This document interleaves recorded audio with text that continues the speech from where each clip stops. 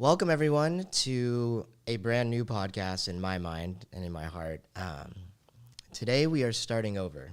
I used to call my podcast The Nasty Truth, but it will no longer be called that. From now on, it will be called the Jonaz podcast. And there's a lot of reasons why, but essentially, I've almost gone through what I would guess you would consider a midlife crisis at the age of 34, and I've pressed the hard reset button on a lot of different aspects of my life.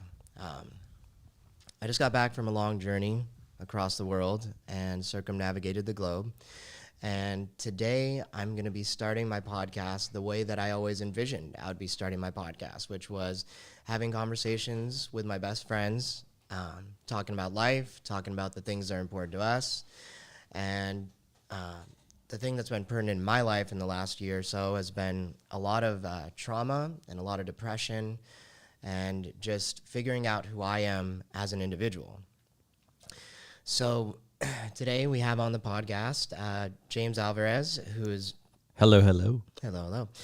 one of my oldest friends. I happened to meet this beautiful son of a gun on a cruise many years ago. It was actually a cruise sponsored by Playboy, and it was a good time, if you can imagine. It was a family cruise, It was a family cruise. It was a Disney cruise is really what it was. And as you can imagine, we had a good time. And we've been friends since, and now James is a project manager for one of the top general contractors in the entire state of California, probably in the country, and I'm super proud of him, and he's come a long way on that journey. Thank you. Yeah. And thanks for having me. And the Jonaz podcast has a ring to it. Yeah, it does have a little ring to it. And we also have here one of my best friends, Frank Chambers. Frank and I have become a lot closer in the last couple years, and I truly value his insights. He's a gentleman and a scholar and someone who you can always depend on. And I think one of the most important qualities whenever choosing a friend is loyalty, and Frank is loyal to a T. So thank you for being here today. I'm excited to hear about your journey too. Thanks for having me, man, and thanks for the kind words. Yeah, of course. So getting back to the part about pressing the hard reset button on my life. In the past, when it came to social media, I was in front of all of your faces all the time, posting about all kinds of different things, and it was much more about quantity versus quality. I mean, I'll be the first to admit now that I've cheated. I paid for followers in different ways. I definitely used growth by robots or bots on different social media stuff, and I've done all the ways that you shouldn't be doing things to try to get popularity when it comes to the way that you're viewed in the eyes of the public. And what I can say is, I don't feel shame in any way about it. What I feel is that I was trying to prove things to others, and coming from where I am now as a human being, I'm not trying to prove things to anyone. And what I will say is what I will be putting out from this point forward will be quality over quantity every single time. I'm going to be posting things that I hope help others, that resonate with other human beings. And if it doesn't resonate with you, then I hope one day I do post something that does. But whatever I post will be from my heart and will be from a place of trying to assist others come through a difficult journey in the way that I've come through my difficult journey in the last year. Tell me a little about these bots. It's pretty funny. So do you have to pay for, when you pay for these bots, do they send a certain amount, or they guarantee you that you have a certain amount of followings or likes, or how does that work? So there were 3 different companies that I used. There was one company called Jumper Media back in the day, and I'm not trying to talk bad about these companies. They also do good things, but Jumper Media was one where they used a bot, basically followed and unfollowed people. So as you follow and unfollow people, you gain some followers, right? Because some people are like, oh, you followed me, I'll follow you back. And so that would be a bot. You can target different people. So you can target, for example, if you're a DJ and you play dubstep, you're going to follow all of Skrillex's DJs, or you're going to follow all of Diesel's, and then they follow them, and then they unfollow them. And by doing that, you'll gain some of their followers. Then Instagram got smart, and what they did from there is they started doing growth by hand, because you could only then follow a certain amount of people every day before you triggered Instagram's rules, and then you got violated, and then you'd get in trouble. So then they did growth by hand, where they only follow a couple hundred people and then unfollow a couple hundred people. It's the same idea, but basically that's how you gain some followers. And then another company that I used was a company called Truzy. Do not use them. They are garbage. That is my advice.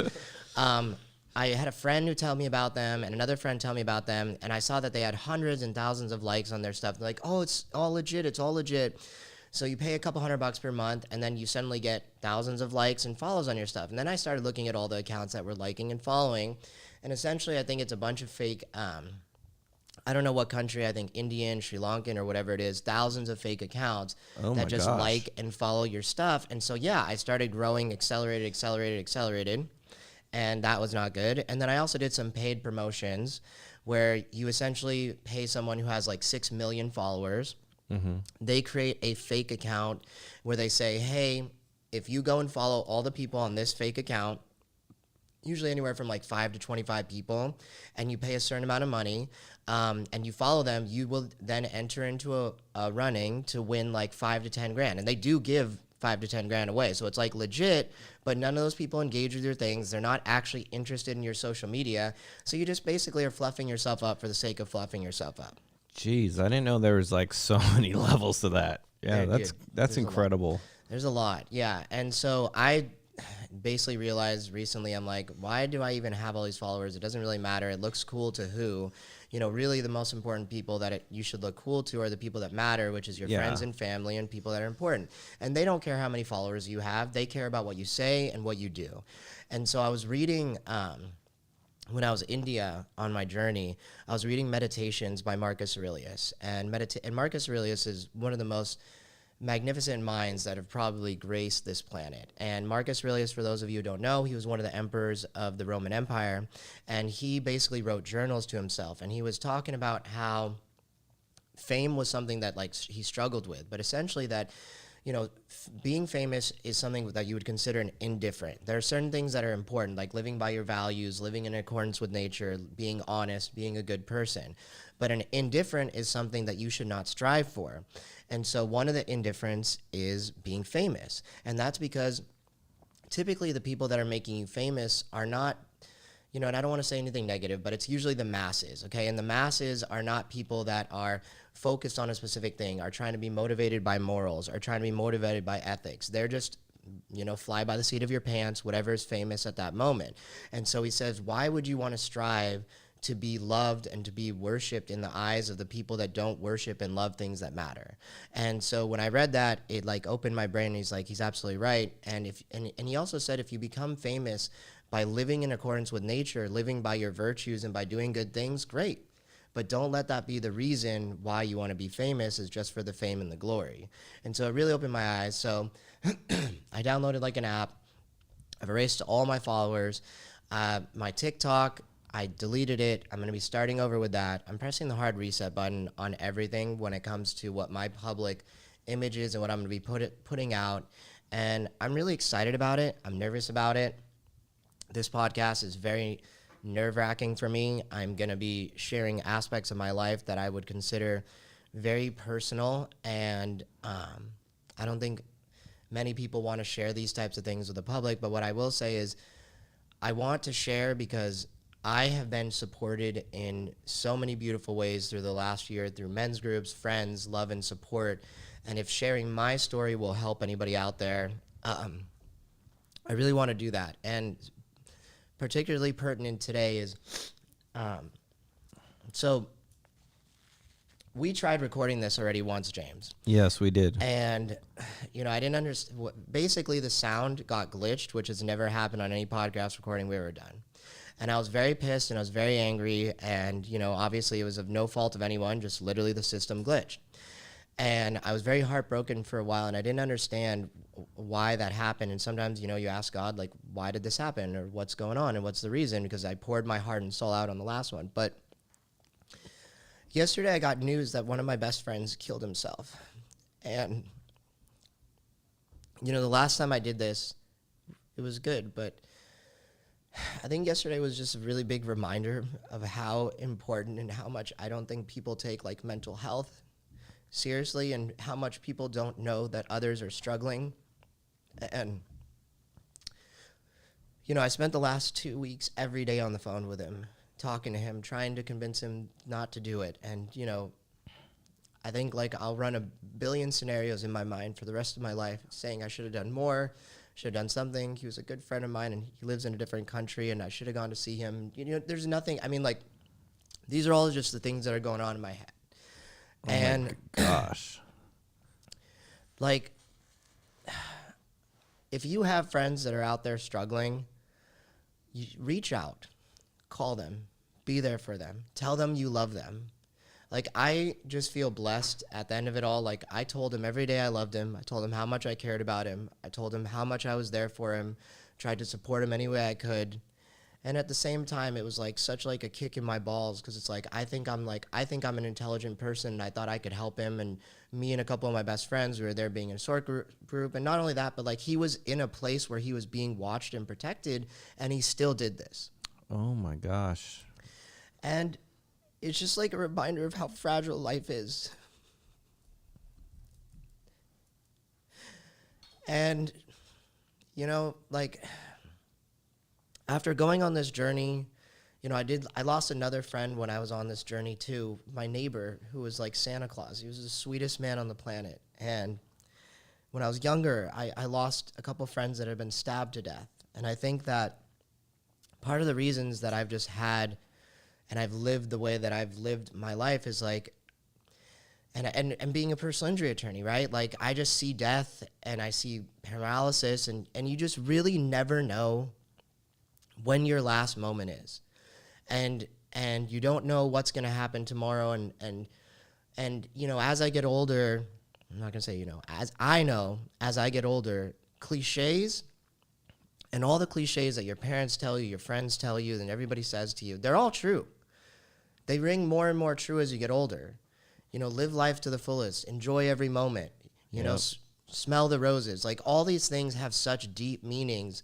And as I've gotten older and I've experienced more and more pain and seen more and more loss, they ring more and more in my heart. And I say to anyone who's listening, please understand that life is short. You can die at any moment. And I'm not saying this to scare you. I'm saying this to motivate you to live more. You know, not everybody lives, but everybody will die. And it's just a matter of time before you do die. And remember, too, that a great part of life is supporting and lifting others up that are going through tough times.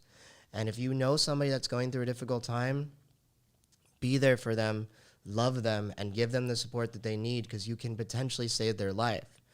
I'm just so sad because I wasn't able to do that. But, you know, at the same time, like, I know he's at peace, and I hope that he's up in heaven if there is an afterlife. And I'm not sure if there is one, right? There's no guarantees for that, but I just wanted to spend more time with him, and I should have done that. Yeah, but I mean, you know, you did what you could, and I think, you know, you were a great friend. You know, it's funny, you know, you talk about as you get older, as we get older, you know, you start thinking about stuff like that more. You know, like I've thought of, you know, like, oh, when am I going to die? Like, this is weird. Am I halfway through my life? Because, you know, I'm 36, 37 years old, and yeah, you're not going to live on forever. So, and it's just like cherishing those small moments with people, just reaching out, talking with people, and, you know, connecting. It goes a long way. Yeah, I feel you on that, man. And, you know, sorry for your loss. And my deepest condolences. You know, it's terrible, especially when you see it firsthand, and, you know, you're trying everything you can do, but it's not enough, you know. Yeah. And that's one of the things I've dealt with a lot of between my family and friends and stuff, like the suicide thing. Just one of those things that really hit home for me. It's like, you know, like, you want to reach out, you want to try to do more for them. And like, even with personally, like my dad, he went through the suicide attempts a couple times. And like, when you're in those spaces, like, it's very hard you feel like you need to do more. You're trying to fix them, you're trying to save them. But at the end of the day, the only thing you can do for those people is what you said, is show up and be there for them. But at the end of the day, if they're really, like, you know, like you said, your friend was in a hospital being watched, like, at the end of the day, if they're really, you know, committed to do something, they're going to do it whether you're there or not. And like, thank God you were there for him to be there, you know, the shining light on his shoulder, if you will, and like hold space for him. Because you being vulnerable, showing up for him is probably what he was missing for a long time. So at least like, you're able to hold true to that aspect. Yeah. No, dude, you're so right. And like, I guess like the thing about mental health and the thing about like depression is you don't see it. And for me, like too, I mean, you guys have been my best friends for years, and I don't think you guys understood like the severity of like what I was going through and like how unhappy I was a lot of the time. And you know, I started going on this journey like, I mean, there were a couple of years before it that just like led to my journey, right? For me, it was, I had this like crazy balance of during the week I was unhappy, I was not really good with life, and then on the weekend I would party and I would go out and, you know, get drunk and party with the friends. And so like I had this balance, what I thought was balance in my life, these extreme dynamics of like working really hard and then like having these extreme releases on the weekends. But no one really knew that during the week I wasn't a happy person. And the person that like had to carry me through that, and God bless her soul, was my ex, you know. And she was there on the daily basis, and she just saw that I, at my core, I was not really a happy person. And there was nothing that she did, there was nothing that I did, but I just didn't know how to be happy with myself. And so I kept masking it with going out, with, you know, work, and this like intense balance where I just wasn't feeling good as a human being. And I don't know, like, what do you guys like usually do for your escapes? Are you guys usually just like stuck in like cycles, or like do you find ways to like release that energy? Personally, like, I think it's also kind of like, you know, like you said, like no one saw it, and or like you're kind of hiding it to a degree. I think, you know, it's a culture thing, especially for the men. You're always supposed to put on the game face, if you will. You're supposed to go out and like you're never supposed to show the weakness. So this past year or so, being the more vulnerable aspect, I think actually just expressing that to my partner, you know, telling her like, hey, you know, today I've been struggling with X, Y, Z, so I don't necessarily do anything different, but just the fact of me like expressing the place that I'm in has helped me tremendously, so I don't have to go out on the weekend, you know, get drunk, hang out with the friends, and like need those outlets because I'm constantly venting a little bit, but not in a way that's where it's negative to the relationship, but just more or less like, hey, this is the spot I'm in. I'm sorry if I can't show up for you at this point today, but this is where I'm at. So like doing that has been kind of a positive release for me. Yeah. You know, it's interesting. I wanted to ask you, James, because my ex was a nurse, and I know that a lot of times I would have like tough days, but I would almost like feel bad venting to her because she's coming home from being a nurse. And if anybody knows actually the things that nurses suffer on a daily basis, they're dealing with the real shit, the real trauma, death, disease, all the really heavy stuff. And I know when she would come home from work, she might have not been emotionally available because of the level of exhaustion after working like a 12, 14-hour shift to help and support me there. Is that something that you ever felt that you struggled with, or that you didn't maybe have the support that you needed sometimes when you did need the help? When my wife is working, it's her day because it's a long day. Nurses work 12 hours a day, and you know, you're right, they go through things, they see things that, you know, you couldn't even imagine. And you know, she works in NICU, so that's even like worse because it's babies that have issues, you know, that they're trying to save. And so most of the time, you know, when she comes home, like I let her vent on me. You know, it's a give and take in our relationship. So most of the time when she is working, I try not to release any of my stress onto her because I know she's had a long day. But it's the same thing like Frank was saying, is most people, they put on a mask, you know, and they don't talk about it. And I feel, especially with like men are, you know, we are good at hiding our feelings. We don't like talking about our feelings. And it's just, that's the way we grew up. That's what we were taught. And just having someone there to vent, I mean, for anything, it's almost like a relief on your shoulders. You're just like, oh, okay. And then it's not so bad anymore. Other people, you know, what I used to do is when I was single, I used to just go to the gym and work out. And that was like my release. And if I was going through a bad day, I'm like, okay, I'm just going to throw some weights around and I'll feel better after, you know? So I think, you know, you have to find that balance in your life. And if you don't, you need to go talk to someone about it, because it can start having, you know, an impact on your health or other aspects of your life. And, it might over into other things, and it's not healthy at all. Yeah. No, Yeah. I agree with you guys too. Yeah, and I mean, getting back to like what you were saying, right? Like, I believe too that we live in a culture where like men are taught, right? Be docile, don't have emotion, don't express yourself, don't yell. Even, it's like an example in sports is like they don't want them celebrating after they score a touchdown, right? It's like, or don't be emotional after someone fouls you. It's like, what do you mean? I hate that, man. I just like, Yeah. if I score on someone, Yeah. or if I make an incredible shot, dude, I'm in your face letting you know, like, yo, what's up? Yeah, like that's like like what do you mean? Like you want these people to be the most like energetic, be gladiators and fight to the death essentially in these battles, but then when they want to celebrate, don't celebrate, or Yeah. when they get hurt, don't have an emotional reaction. Like I mean, like, and that's an extreme example, but like even in our own lives, right? Like I know for me, for example, like in my life, like just simple things like yelling or screaming, right? Like I've always been taught, don't yell, don't scream, don't express yourself, just hold that in and just shove it down deep where nobody can see it and where nobody can feel that. Yeah, I have some advice. Go to a metal show and just release. I haven't been to a metal show in a while, and I went with one of our buddies, and dude, it was awesome. Like, I mean, even if you don't like the music, you can just yell and scream, and it's almost like it's almost primal. And after I felt great, the next day I felt great at work. I'm like, yeah, let's go. Yeah. Sometimes you just bottle up, and you're like a ticking time bomb. Like, you're gonna explode on someone. Like, don't, please, just talk it out. Yeah. So, and there's also so much too to like go back to like the physical thing that James was talking about. It's one of those things like you can go to the weight room. Like when I was younger, it used to really work for me, going to the gym, blowing off the steam and all that stuff. But as I get more older and whatnot, even going to the gym and stuff, it's kind of like a temporary fix, if you will. I feel good for a couple hours afterwards.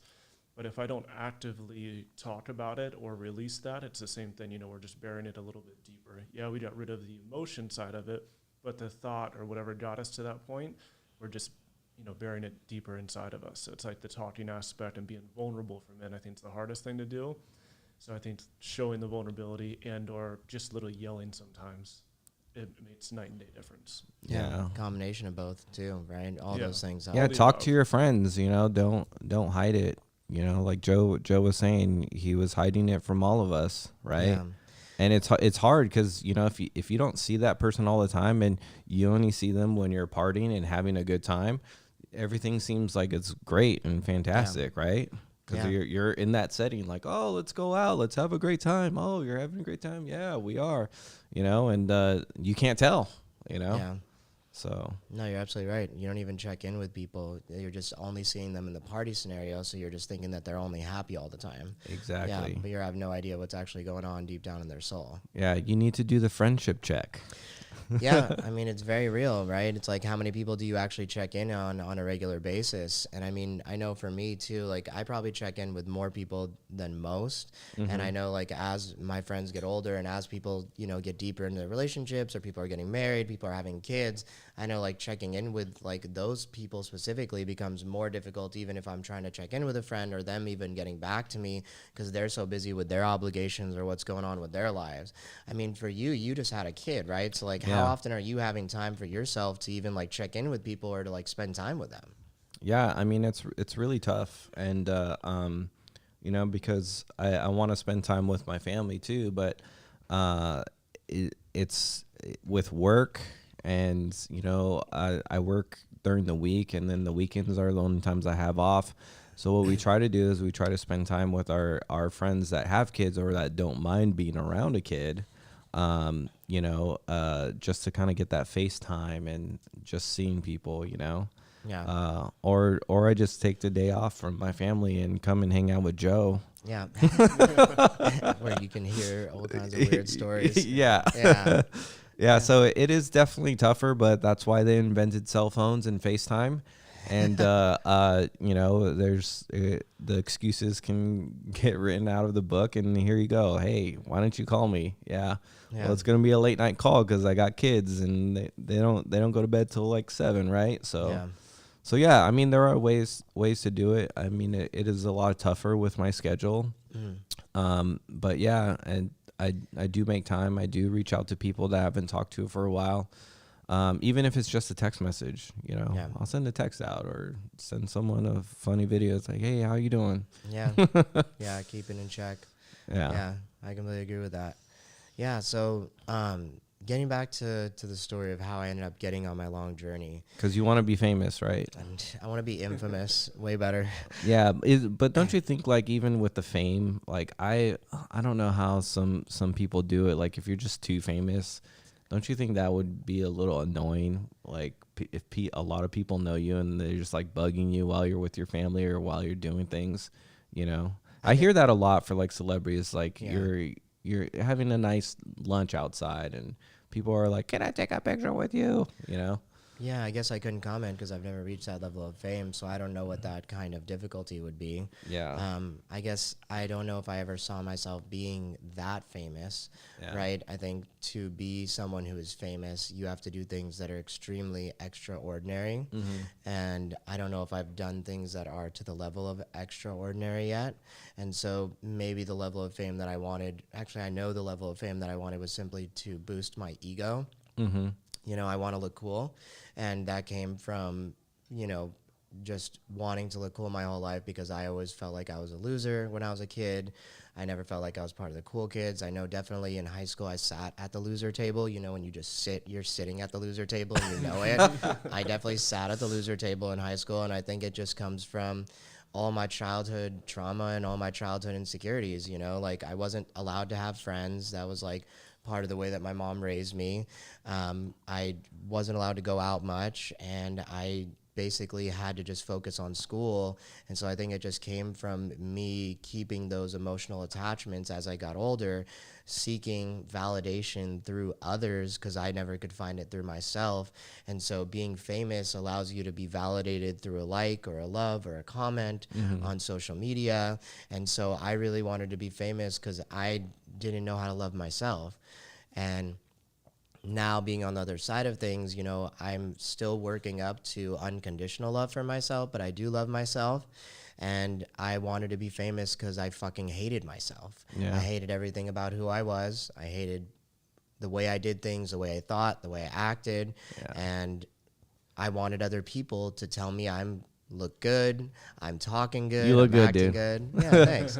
That's that's the crazy thing is, like, I've known Joe for what 10, 11 years now. Like, Yeah. I would have never thought that you weren't the cool kid. Yeah. You know, in my head, I was the loser, man. you're a legend in your own mind, huh? Dude, I mean, I was a legend in my own mind, but the thing about, like, partying, right, is, like, when you're partying and you're drunk, like, you don't think you're not the cool kid, you know? That's liquid courage. And, you know, when you're out there with your friends and you're doing all that stuff, the last thing you're thinking about is how uncool you are. You're just out there trying to be cool. Yeah. And those scenarios, more people than not are going to tell you you're cool, right? Because they want to, like, keep you in that setting and you want to keep partying with each other. And so, yeah, nobody knew this was a dialogue going on in my mind except for Beth, who would hear this during the week. Because, like, you know, no matter how well my business was doing, no matter what was going on in my life, no matter how much fun we had, no matter how many trips we went on, no matter how many cool things we did, I was never happy. We'd get back home and I'd be miserable and I'd always want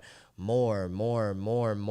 And, you know, it, like, comes back to, like, just being unsatisfied with everything in my life and not being grateful. And, you know, there's so many deep levels. And as we talk about today, like, all of the different processes that I've had learning about myself and seeing just, like, each layer of, like, childhood actions and trauma that I went through and how that translated into character traits as I turned into an adult. And, you know, like, before, like, I guess let's talk about trauma for a second. I don't have, like, a scientific definition of trauma. And what I can say is before I went on this journey, I didn't even know what trauma was. I didn't even know that I had suffered trauma. Let's be clear about that. Yeah. And I'm going to use that word a lot because, in my opinion, right, the traumas, they don't range in difficulty. Let's be clear about that. There's no somebody had more trauma or less trauma than another. When you're a kid, from the research that I've done, the most severe trauma, what you'd consider severe, to what you'd consider maybe the least trauma. So like an example would be, let's say, an overbearing parent, somebody would consider less than maybe a child that's been raped or molested, right? Those are different traumas, but they're each equally as difficult and valid to that child because they don't know better, right? And so when I talk about trauma, it can range anywhere from those types of scenarios where maybe a mom or dad yelled at you, or maybe your parents were drunk, maybe your family member tried to commit suicide. Like, there's a wide range of them, but each person's relationship is subjective to their trauma. And so I want to be clear that I am not saying anyone's trauma is more or less when I have conversation about this. I'm going to speak about my story, and I cannot speak for anyone else. And for anyone that has gone through, in my opinion, after everything I've read, I believe everybody has suffered some sort of trauma. Okay? Yeah. And whatever that is, it had an effect on who you became as an adult. And so that's what I'm going to be discussing today. And I don't know, do you guys have any thoughts on that? No, I think you hit it right on the nail. You can't, everyone goes through and processes, trauma differently. So there's no scale that you can just put it on and say, hey, mine was worse or better or whatnot. But it's kind of, and I think too, it's like how it affects you, like you're talking about now that you're older, you're seeing some of these traits like come out. I think it's very important for people to realize that, so they can, work on it, so, but yeah. Yeah. Any thoughts, Frank? No? Just once again to harp on the trauma thing, it's everyone has their own reality. If you're looking outside in, sometimes you can see things of that person in the moment when they're experiencing the trauma. There's a lot of times, especially like the smaller ones, once again, there's no but if you want to say a minor one, something may not be felt today, but it's the ripple effect. This one change on that day could affect you 10, 15, or 20 years later and come out in your adulthood that you had no idea in the moment. So it's just that perspective in the moment is what's so important about the traumas. Gotcha. Yeah, and I would encourage you to use I statements, just like at Sacred Sons. Yep. Yeah. And the reason I said that for anyone who's listening is just, everyone, I did it too. Is in my opinion, not a good saying, because no one can know what's going on in your mind. Everything in life is a subjective experience. So I know this is how I feel, because you might feel something, and assuming that somebody else feels a different way is never the correct answer. And this is something too, just being a lawyer. Sometimes people call me and they're like, hey, this happened, and then I have two witnesses, and then two witnesses said something completely different happened. Even though there's only one thing that happened, everybody has their version of what happened. And everybody's looking through the lenses of their own brain and their own mind, and whatever you see is whatever you see. Whatever I see is whatever I see. So a good rule of life is to never speak for others and never to assume that anyone knows, because you don't know. Right. Yeah, and so that's why I bring that up. Okay, so let's get back kind of the story a bit about where I was as a human being. So we've kind of hit on a little bit of like the tiny things, and mostly I was going through life. Being a personal injury attorney is not the most emotionally pleasant job on the planet. People call me every single day. No one's calling me to say, hey, how you doing? You doing good? Everyone's calling me, hey, I'm hurt. I can't afford medical bills. I'm paralyzed. My mom died. I'm injured. Can you help me? This person screwed me over. This person robbed me. This person took things from me.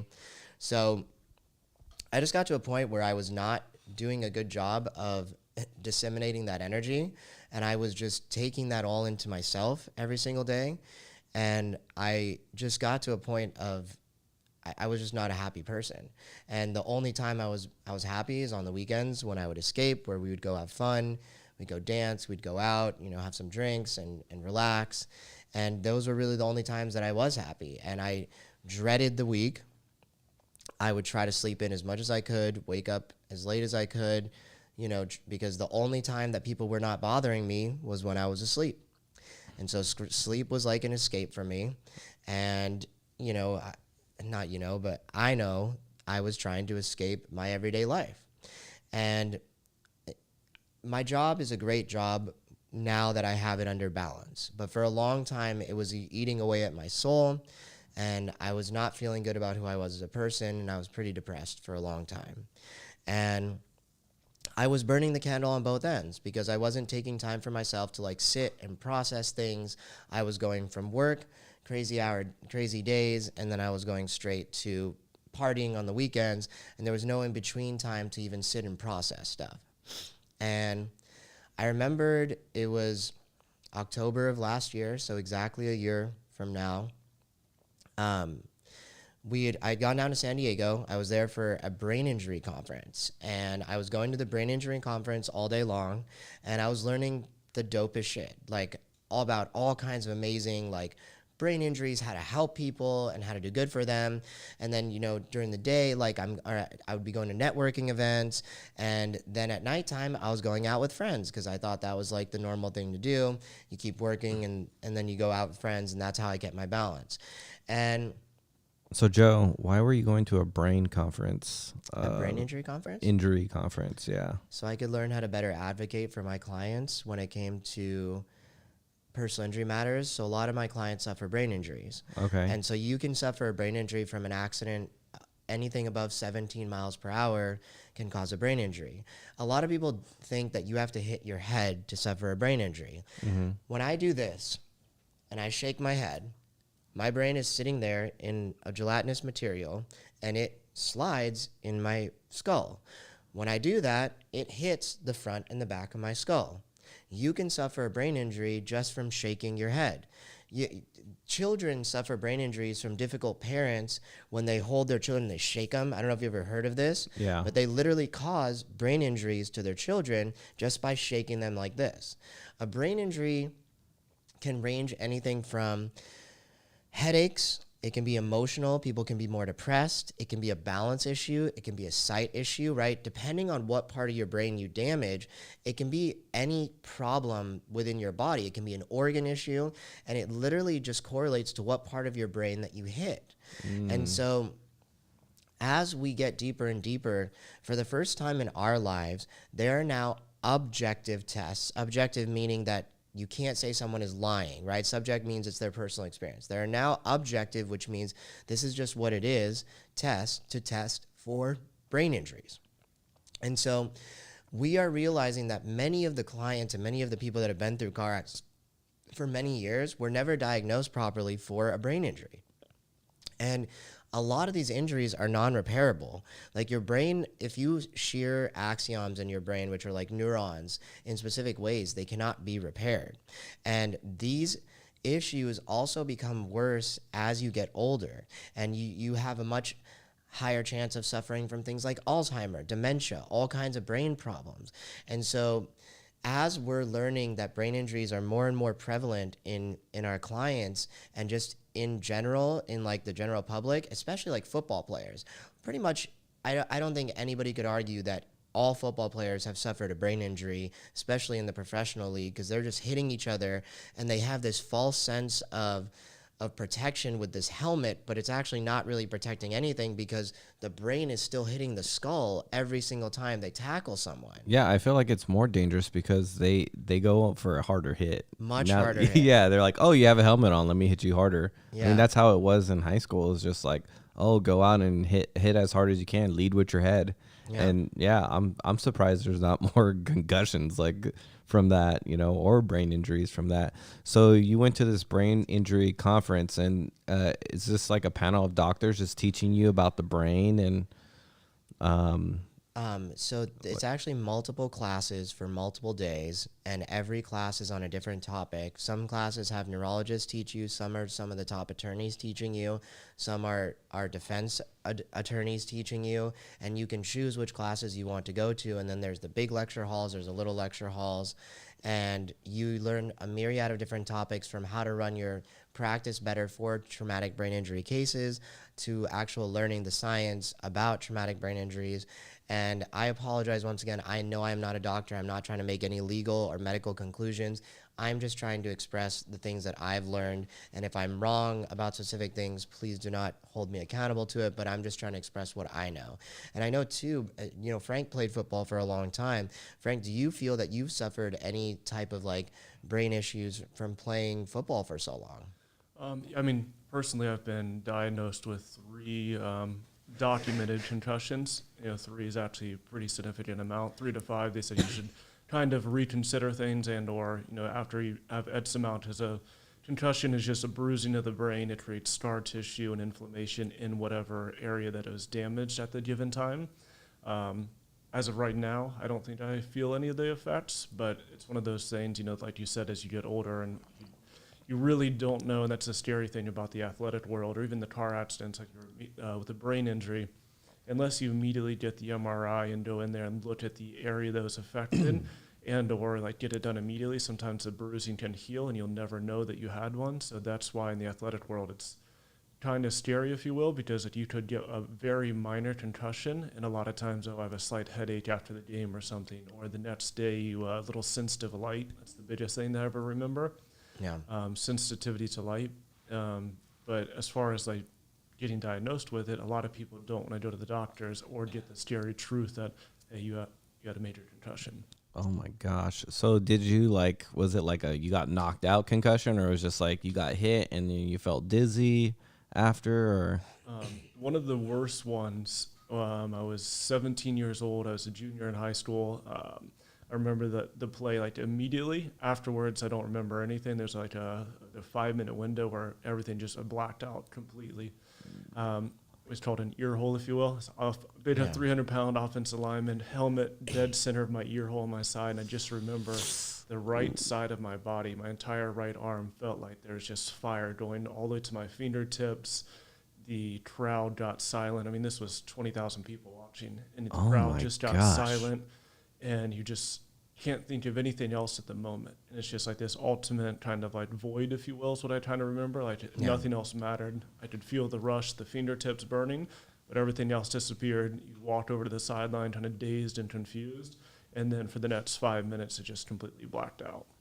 Oh my gosh. Yeah, I think I've had a couple of concussions, but can't confirm it, but I'm pretty sure I did. I mean, I've 2 times I've totally just like blacked out, just from, we were playing rugby, and there was a guy on our team, we called him Big Head, and he's left-handed, so he hits with his left shoulder, and I'm right-handed. I hit with my right shoulder, and we went and hit the same guy. So our heads were on the same side of the guy's body, and we just went boom. Yeah. And they kept playing, and I just remember waking up and everybody's down the field, and I'm like, what just happened? Yeah, it's crazy. Yeah. So it's actually maybe that's why I can't remember anything anymore. Short-term memory loss. Yeah. No, you're just getting old, dude. Yeah. But no, it's funny you say that, because I remember talking to a doctor the other day about this, where he was talking about like some of his patients are rugby players and some are football players, but the rugby players have significantly less brain injuries because they don't use their heads like that, right? They're much wiser. You protect about it. when they're going to tackle someone, they're not just going head first, literally into another person's body, which is insane. Yeah, and that happens a lot. Like you see, even still in the NFL, you can see when they lead, and that's why it's like a penalty now if you lead with your head, because you cause more damage to yourself. And I don't know why you would even do that, because you're putting yourself at risk, at the same time. Yeah, you're not wrong. And and it's actually like 2 different completely forms. Like the best way to ever like get into football is actually to start with rugby, because they actually have the proper tackling form. There's a difference in like a rugby player versus like an NFL athlete. NFL athlete is like weaponized. He has the shoulder pads, he has face masks, you got helmets. So the impact and damage that someone can do with that gear is way worse than in rugby, if you will. Yeah. But rugby has a proper tackling form because they don't have all that protection. So they actually, when they tackle somebody, it's still a hard hit and you get bruised, but it's not getting hit with a reinforced metal plate, if you will, on the helmet. And localizing. And that's the other thing about the helmets and stuff, is that's why it's such an issue, is when you have, the mass hitting somebody, if it's a large object, it's dispersed everywhere, but the crown of the helmet focuses all the energy into, I think, like maybe a quarter size hit point. So when that hits your head, helmet to helmet contact, it's literally transferring all that energy of a 300-pound person running 10, 15 miles per hour into one focal point. Yeah. And that's how those major, and the helmets have, all the technology is way better now. They have blast shields, and you actually can track the percussion that comes off of the hits and stuff, and it goes over the head. And there's a lot of technology now, but there's still only so much you can do when 3,000 pounds of force is being exerted into a quarter-size area. Yeah. When are they going to start putting like Google lenses inside the helmets? That would be so cool. Yeah. Right. So you can see the that'd full be action. so sick. Point of view. Yeah. Yeah. Yeah. 100%. Cool. So, anyways, Joe, back to you. You're down in San Diego having you went to this conference, this brain injury conference, and yeah. So I'm at this conference in San Diego, and I just remember like. So it was one of our friends' birthdays. Frank was there, and I was there that weekend. I was just so tired. I just remembered, like, you know what? I'm still gonna go to this birthday party, and I'm gonna go have a good time out there. And but I know that I was exhausted, and I didn't even really want to be there. I had no energy left for anyone. I just spent the last couple days like at networking events. I was doing the TBI Med Legal thing, and then I was going out every night with friends, and then it just got to be this birthday party, and a lot of friends had come down, so I'm like, okay, I'm going to go check it out. And essentially, I remember going out that night and just sitting there in the nightclub, and I was pretty drunk, and I remember just like it was just loud-ass music that I hated. It was like... Was it techno? It was techno. And for anybody out there who likes techno, God bless you. It's not for me. But for me, it's techno. There's a no in the name. Yeah. Techno. So stop listening to it. But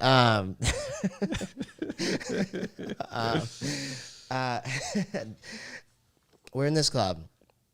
And we had gone out that night. So, like, let me show you a couple photos. Like, so this was, like, me at a networking event, like, the week before. So, like, you can imagine how much, like, energy these things take, right? Like, you're going there, you're being hyper social, you're talking to everybody, having a good time.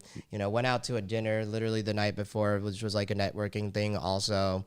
And I'm going out with some friends. And, this is from a conference that starts at, like, 9 a.m. and going till nighttime. And then bam, to this, complete drastic dynamic of like wearing a suit to being ridiculous. I think this was a bohemian birthday theme. Like night and day. Yeah, night and day. And we're all just looking completely ridiculous in our outfits, having a good time. And then this is like the whole group. And we all went out that night. And I think there was like 25, maybe 30 of us when we actually went out that night to the club.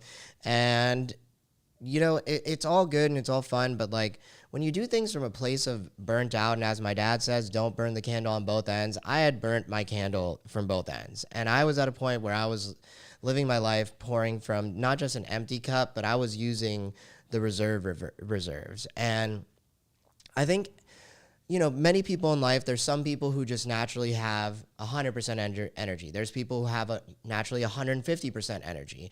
And I'm somebody that I feel has always had 150% energy. And so this is why I perhaps can just go to so many things and not feel so drained and feel so empty. But at this point, I was feeling pretty drained. I was feeling pretty empty. I was very depressed.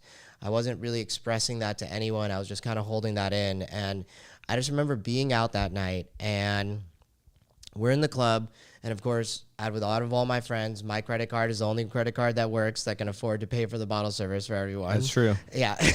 And so I'm dealing with like the stress of like 40 people waiting for me to like get this bottle service situation figured out.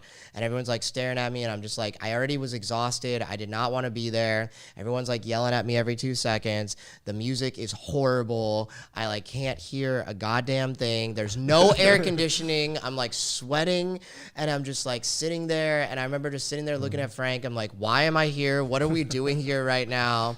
Like, what is going on? And then like, basically, finally they come, they charge my card, and like I remember just like leaving the table that I just paid for to go sit away from all my friends so I could have 10 minutes of respite away from anyone I knew, where no one was asking me anything, needed anything, or wanted to talk to me about anything. Thank God Frank found me. We sat, we joked, we laughed, And we had a good time that night eventually, but that night just kind of like opened my eyes to a lot of different things. And we went out and we had a good time, and then we got back to our hotel room. And for a while, I'd been thinking about going on this trip. Something in my soul had been yelling at me for years. You need to go to Rome. You need to go to Italy. You need to just go. You need to just go somewhere by yourself. And we were talking about it. And at that time, I was in a relationship with Beth. And me and Beth had talked about it for a while. And she even suggested that we needed to break up, and potentially I needed to go on this journey on my own. And not because we didn't care for each other, just because I needed to go spend some time with myself. And I remember talking to Frank and his girlfriend, and they both were giving me advice, and they were like, maybe you don't need to break up. Maybe you can stay together. But like the biggest thing like that night that really was the reason that I finally decided to go on the trip was, you don't mind if I use your girlfriend's name, do you? Okay, so Lauren looks at me, and I remember her just looking at me in the eye and sitting there and just telling me something, and she's like, Joe, I just feel like you're not even having fun at any of these things with us anymore. You're going out of obligation, and you're just showing up because you're a good friend. And it really hit me deep in my soul, because she hit it on the nose. Because for the longest time, you know, in life, when you feel like you're walking towards things and you're making decisions and you're going because you want to go to them, and then you know when in life you feel like you're being dragged by this invisible string just everywhere out of obligation because you feel bad if you don't go. I use the I don't know if you guys have ever felt like that. That's how I felt. Yeah, 100% been there. Yeah. And I just got to this point where I realized I've been doing the same thing over and over again for years and for most of my adult life, and I think I needed a change. And at that point, I called John, which is one of our friends, and John had been going to this group called Sacred Sons for a while. And I didn't go for a while because I thought it was very woo-woo. I don't know, I have a better word for it. Just I thought it was very hippie, very woo-woo. I didn't know what they did. When you look at the videos, it looks ridiculous, and you're like, what is this? That's a cult. I don't want to go there. Yeah, it's funny you say that. My mom, whenever I go to the events now, she's like, you're going to that cult? Why are you going to those cult events? I do not like this shit. Why are you attending those? So yeah, it almost looks like a cult in a sense.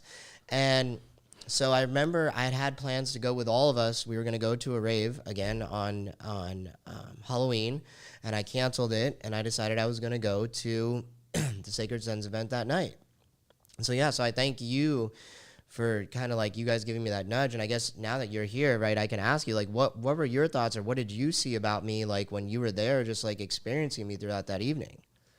I mean, the biggest thing was, we've talked about it in the past, is, when you're being dragged there, or if you're doing something you don't really want to do. I've personally been in that situation so many times, and I could just see that night you're kind of just on an empty person, if you will. Like you said, you're burning from both ends, and you didn't feel that, We were sitting on the top. We just got this nice table, all this stuff. All of our friends are downstairs. You or I were sitting up on the rooftop and whatnot, and just literally trying to get away from everything. It's 100 degrees, and the techno is blasting. So it's we got to escape. We literally went to the rooftop, took one of the bottles, and just sat down up there and created our own little space. Best time ever. Yeah. But then afterwards, we get back to the hotel. Everything, with all the friends, winds down. There's less distractions, and I could see on your face that you just weren't fully there, and there's just something in your eyes where it's something was wrong, So that's when we, were talking to you and going through everything, but you could just see you weren't there, you weren't present, and you were just empty that night.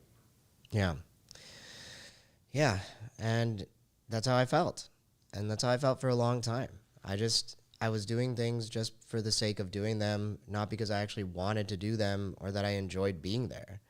And it was also a disservice to all my friends. I remember listening to a Jay Shetty video recently where he was talking about how a lot of people want his time and his attention. And he realized very quickly that some people, he learned that it's better to show up for people and to be fully present for them, even if it meant being fully present for 1 minute versus being there for an hour, not present and not being there as a human being. And a friend of mine by the name of Nathan Kohlerman, he gave me this gift of language recently, which is what does it mean to be present? And to be present, and I resonate with what he told me, is that when you're sitting with another person or other people, that they are the most important people in the world. And because that is the greatest gift you can give to others, is your time.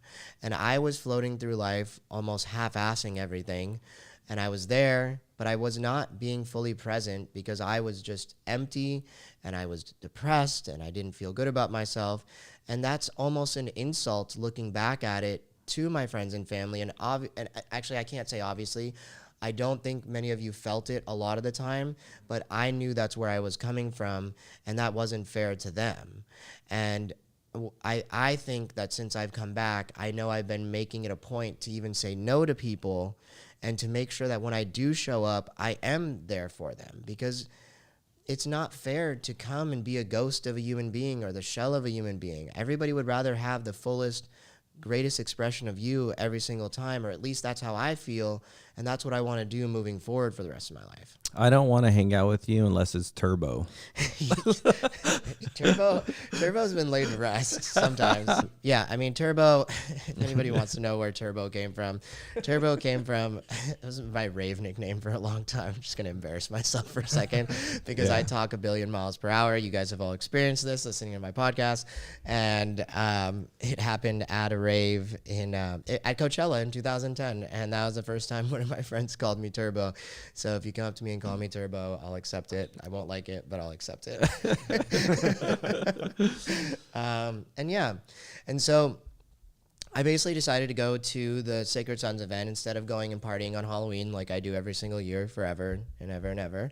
And I remember heading out there and not knowing anything about Sacred Sons or what they do, right? You see these videos, seems very emotional. People are crying, people are yelling, and you're not sure what to expect. Or I was not sure what to expect. And I get there, and it was very different than anything I have ever experienced before. I'm going to explain, so what is Sacred Sons? My definition for what Sacred Sons is, it is a men's group where they hold space for men to come and support each other and to process trauma real time. And the processing of trauma can look completely different in many different ways. And a lot of what I'm going to say is things that I will recommend you need to experience in person. And I will do the best I can to use words to explain certain scenarios.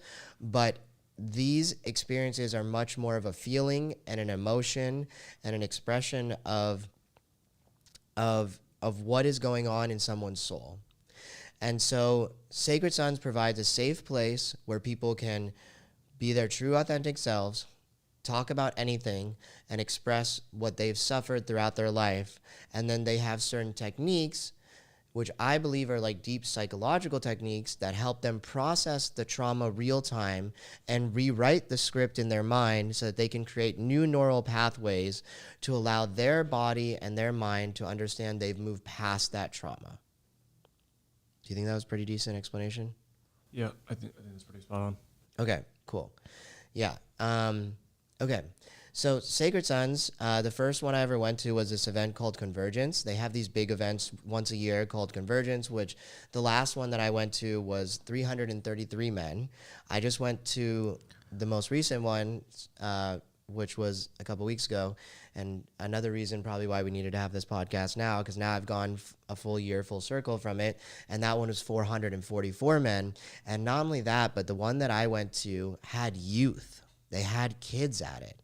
And I've never been to one with kids before. And that was a very, very emotional experience. And we'll get to that when I get to that one, because that's the very last one.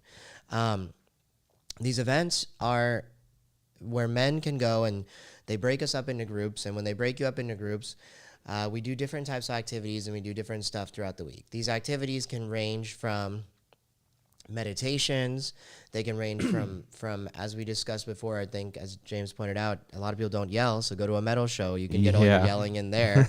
But simple things like yelling exercises or singing exercises, because some men are told not to sing, right, because they don't have a good voice or they shouldn't express themselves in that way.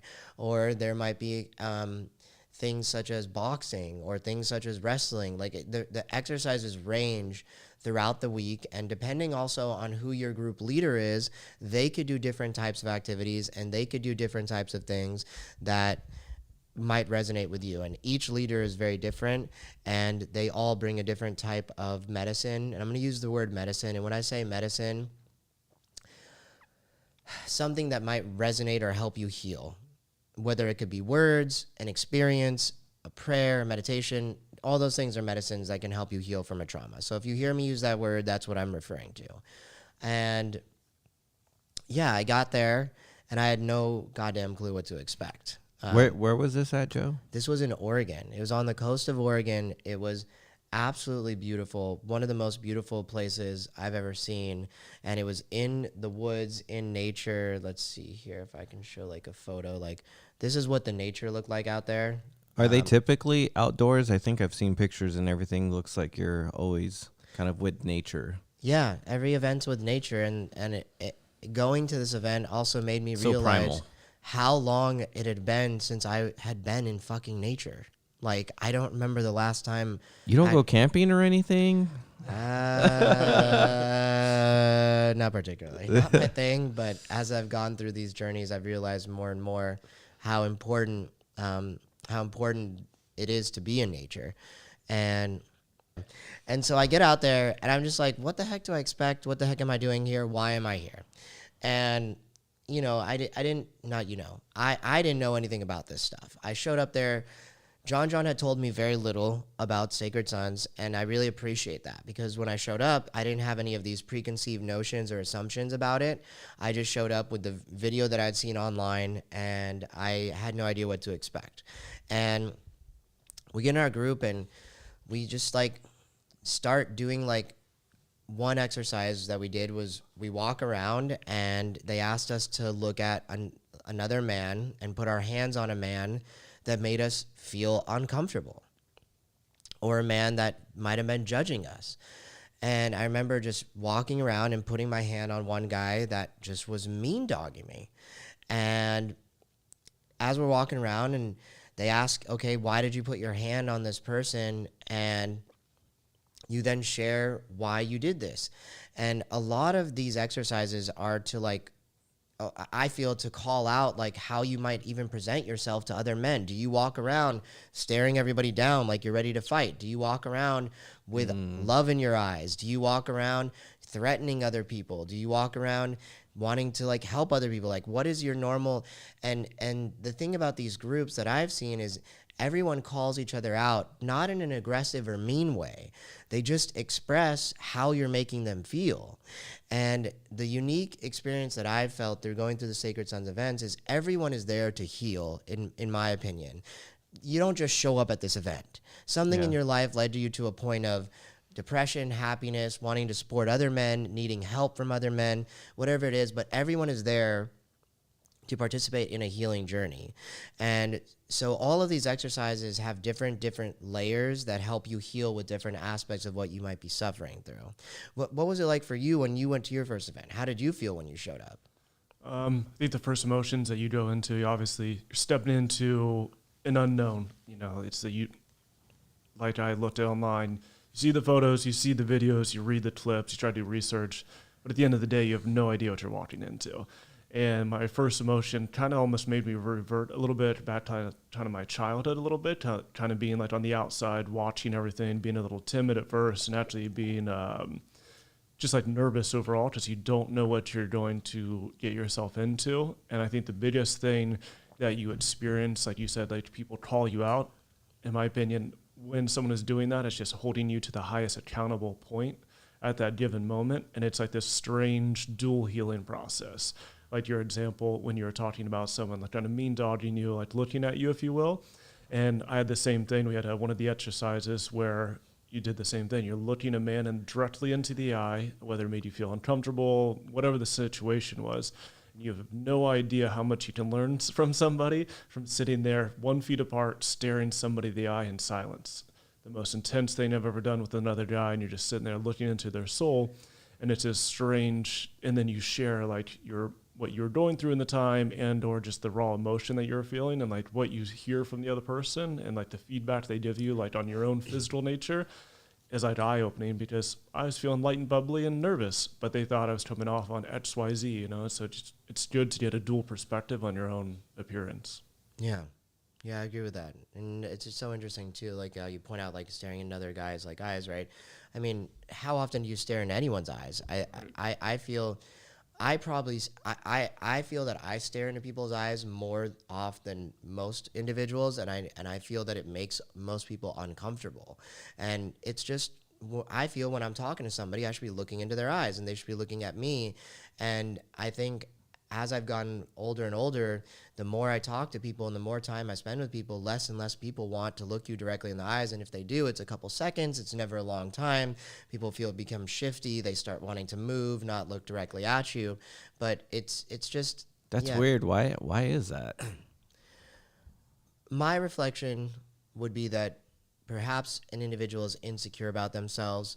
They don't want to look into your eyes because maybe you're judging them. Maybe I'm judging them. Maybe they feel that I'm judging them. I can't speak for other people's perspectives, but these are things that I feel when people look away from my eyes. Does that make sense? Yeah. Have you ever looked at somebody and they just can't keep eye contact with you? Yeah. Do you ever like feel any of those things? Yeah, I guess. I mean, I could think of multiple situations where I feel like I was putting people on the spot and they didn't like it and they would look away. I don't know if they were lying or they were ashamed of something. But I think when I was a kid, I didn't like looking in people's eyes. Like, I didn't like, I don't know, maybe I'll look back. Maybe it was because, you know, my dad would give us this stare down, and I would like hate looking up into his eyes because I like did something wrong or something. Yeah. But I think I got over it. I feel like when you do look into someone's eyes, there's like a connection, like you were saying earlier, that you're present there, right? Yeah. Yeah. I like looking in people's eyes when I'm like explaining stuff to make sure that they're getting it. Because you'll see their eyes light up, you know, when that happens. So yeah. Yeah. But I also think you hit it on the nose, right? A lot of reasons why people might not look in the eyes is because of traumas that they've suffered, right? Yeah. Maybe they did look at their dad, and maybe they got their ass beat if they look right in their dad's eyes. Yeah. Right? Like, there's a million reasons, and this is why it's important, once again, to come back to speaking from your experience. And I can only speak from what I feel from others. And I just realized, in my experience, more often than not, a lot of people have difficulty keeping eye contact or wanting to keep eye contact. It's energetically, I think, a lot too, right? Like, this is intense. We're having a very present conversation. And I think, too, the younger generation, they're not used to having a lot of human interaction. They're all on their phone all the time. Yeah. They're not actually looking or speaking to other individuals. And these are skill sets that probably need to be taught again by our generation to the younger generation. As we have kids and as you have a kid, it's to teach people to look in the eye and not to be looking away and not being distracted by that. Yeah, but if you're looking into my eyes, Joe, you pick one eye. Don't keep going back and forth. I'm between shifty, them. man. Full picture. Yeah, picture. then you're going to make me dizzy. I'm like, what are you looking at? Yeah, you're stupid. So I'm at the Sacred Sons event, and we start off with like activities like this. And essentially... So you guys, well, hold on. You guys were at the same one, or this was just different? No, Frank went to one... I didn't even know you went to Sacred Sons, Frank. Was this before Joe went, or? You went after. This You was went after. after. Yeah, Oh, okay. I kept hearing the stories and the feedback and stuff, and I was also kind of in that, like you said, you don't go to this thing because someone tells you about it. You don't go to it because you feel, oh, I want to kind of test this out. You feel this raw, natural attraction to it. And I was at my point in my life when I felt like I needed to break through something and to process my own individual traumas. And it just lined up perfectly because they were trying to get me to go to it for almost like a solid year. And then I eventually went to it. Oh, wow. Yeah. What I'll say is, if you do decide that you want to go to a Sacred Sons event, don't go because somebody told you to go. You need to go because, once again, I can't speak for others. I would recommend that you should go when it's your decision. I know that if I went because friends kept pushing me and egging me and telling me to go, I would have not been as open as I was. I went when I reached a breaking point in my life and I was looking for something else. And At the end of the day, what I realized is I was just looking for the support of other men. And through going to these events, a term that they use at these events, one of the leaders there, his name is Kale. I have much respect for this individual. He uses a word called re-indigenization. I believe, and I agree with him, and I can't speak for him, but this is my interpretation of the things that he said, is that men have lost their ways in the sense that we don't do the things that we did as men when we used to grow up. Men used to hunt together, men used to play together, men went to war together, they supported each other, they would listen to each other's problems, they would wrestle with each other, they would have contact with each other, and they would provide for themselves. And we live in a civilization where the only person, especially during COVID, that you spoke to for a couple of years was your girlfriend. You know, maybe if you were a man that lived with another man, you'd have a man roommate. We're told not to express ourselves. A lot of men are not going to war. A lot of people are docile behind a computer. Most men do not have any contact with any humans, much the less, you know, other men. And I think that most men now, in my experience, dump their problems on their girlfriends. As Frank was explaining in the beginning of the conversation, he talks to his girlfriend about it, and I was the same way. I talked to Beth about all my problems instead of calling my guy friends and having them support me. Like you said, friend check, right? Like, we are the strong ones. We are the ones that should be able to hold that space. We are the ones that should be there to support each other. And I believe that men have forgotten that. And what I've seen from the Sacred Sons organization is they are helping men understand and go back to their roots, which is the basics, which is being in touch with nature, being in touch with yourself, and getting the support of other men, and just doing the things that our ancestors taught us, and the things that we should have known, and the things that we should learn. But I remember reading a book, too, when I was on my travels, which talked about how when we went through the Industrial Revolution in the 1950s is where we lost most of this. Because before that, most kids still were with their dad on the farm, learning how to cook and clean, not cook and clean, how to like farm and how to do things with their hands and how to be men and to like still be out there in nature and to do those types of things. But when the Industrial Revolution happened, most of the men went to work in factories and they went to work jobs like 16, 17, 18-hour days. And then the boys were left to be raised by mothers. And then boys did not get raised by men anymore. They get raised by their moms. And when they got raised by their moms, you either have an overbearing mom that does a certain type of character trait to you, or a mom that smothers you with love, which results in another character trait. And so we got raised by women, and the men fell by the wayside, and they weren't raising men anymore. Oh my gosh. Does that make sense? Yeah. Yeah. It totally makes sense. And so there was literally a shift in our culture where we were getting raised by men, we were becoming men, and then we were getting raised by women. And then the book that I'm referring to is called No More Mr. Nice Guy. And it talks about how now we have this generation of men that are all nice guys because they're all just looking for the love and attention of their mothers, no matter how beautiful or difficult their relationship was with their mother, and they're seeking it through validation through other women. They're way too nice. They don't take care of themselves. They don't care about themselves. They just always am trying to please other people. And we have this generation of men who are now suffering because they were not raised by men. Wow. That's Yeah. very interesting. Yeah. Yeah, it was very eye-opening for me, but it also explained a lot on my like journey that I went through. You know, I'd just gotten out of this breakup with Beth, and when I was going out, I was so needy and I just needed attention from women. And I remember even if I had a great time hanging out with friends and going out, but if I didn't get attention from women, I didn't have a good time. Like, no matter what happened, if a girl didn't sexually like talk to me or like flirt with me, or if I didn't receive an attention from a woman, I just couldn't have a good time. And it was making me so depressed because I was like, I just had a great time. I went out with friends. There was nothing wrong with this night. It was good. I had great conversation. But because I didn't receive attention from a girl, I didn't feel good about myself.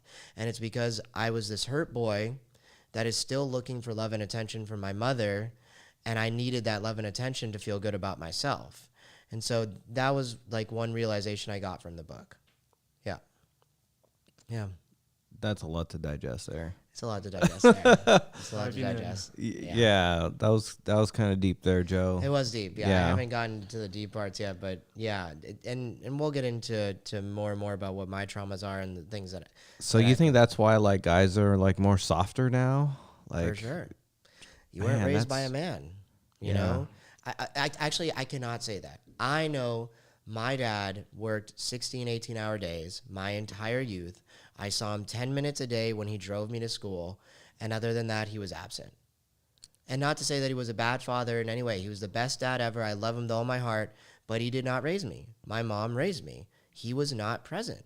Yeah, same here. My mom did raise us, you know, all four of us. She was always there. I think I saw my dad mostly on the weekends, but like during the week it was not like that. Or maybe like he would drop us off at school sometimes. Yeah. I remember that. Yeah. Yeah, and I mean, think about that for a second, right? What was your situation? Was your dad there? I had kind of a different relationship when I was growing up. My grandparents are kind of like the main ones that raised me, but it was the exact same thing. My grandpa, he was gone woke up every day at 5 a.m. He drove over an hour to work every day, and he'd come home at 6 p.m. He was a very unique person, probably the best man I'll ever meet in my lifetime. And he used to dedicate like 2 hours every night somehow to spend, like even to this day, like as I'm getting older, I'm trying to contemplate how did he work 12 to 14 hours a day and then dedicate like a full hour to spending time with me. But the majority of the day it was my grandma or my mom, if that's what I referred to her as. Yeah. But you know, they're literally the ones raising you. So all that man-to-man contact or just learning through a different set of eyes, it was never there. Yeah. And yeah, I actually, it's funny. I'm glad that you actually said this to me, that this was a lot that I dropped on you, because I remember when I listened, I was listening to an Audible. When I listened to that part of that book, I was in Ibiza working out at the gym, and my brain kind of exploded for a second. Yeah, my brain was doing that too. I'm like, Yeah. what? Yeah, dude, I'm getting goosebumps right now thinking about it again. I literally had to call one of my buddy who recommended the book to me. I'm like, I need to talk to you right now. I need to process something. I need to understand this. And it was literally this moment of just like me realizing all of my relationships my whole life, like I was just trying to get validation and love from other females because I didn't know how to love myself. And because I had this messed up relationship with my mom where I just, you know, no matter how she raised me, I was just looking for validation through her eyes. And so as we've grown up, I'm not going to speak for others. As I've grown up, I've been looking for validation through women, no matter how messed up, no matter how good it was. The only time I ever felt good was when I was getting my mother's love from another female. And so when I'd go out, if I didn't flirt with a chick or a girl didn't talk to me or didn't give me attention, no matter how perfect the night was and how much of a good time I had, I never felt like it was an actual good time unless a girl flirted or gave me that kind of attention. And it was disheartening. It was very disheartening. And I was very depressed about it because I was just so mad at myself. I'm like, why can't I have a good time? Yeah. And then when I read that part in the book where it explained that Industrial Revolution thing and that we're raised by our moms and we're literally, and many people and some men, once again, I'm trying not to speak for others, but that some men are suffering from the fact that they're just looking from their mother's love and they're these hurt young boys that are just searching for love still at this point. Yeah.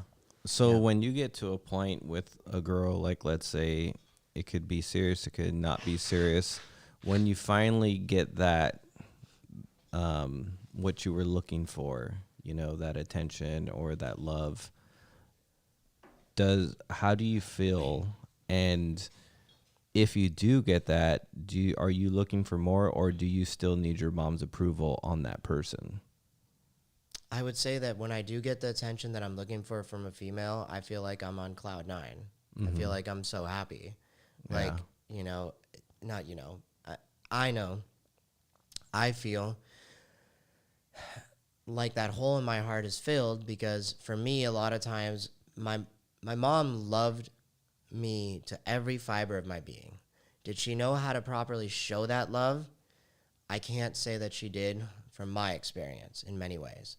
So when I received that attention from females, I can remember throughout my youth, I never felt better than when I got love or sexual attention from another female. Mm-hmm. And it made me feel good about myself, almost like like you're a good boy feeling, or you're doing a great job, Yeah. or yeah, you're loved. And I hated myself on a very deep core level.